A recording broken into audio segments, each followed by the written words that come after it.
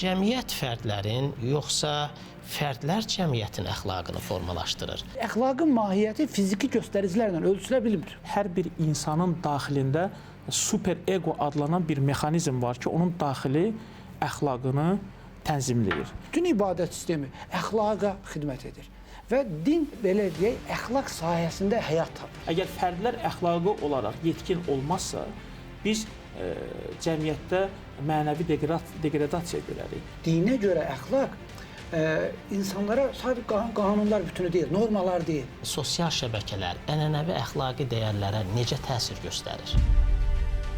Biz qərbdən gələn dəyərləri götürməliyik, ora qədər ki, o bizim milli, mənəvi dəyərlərimizin çərçivəsini keçmir.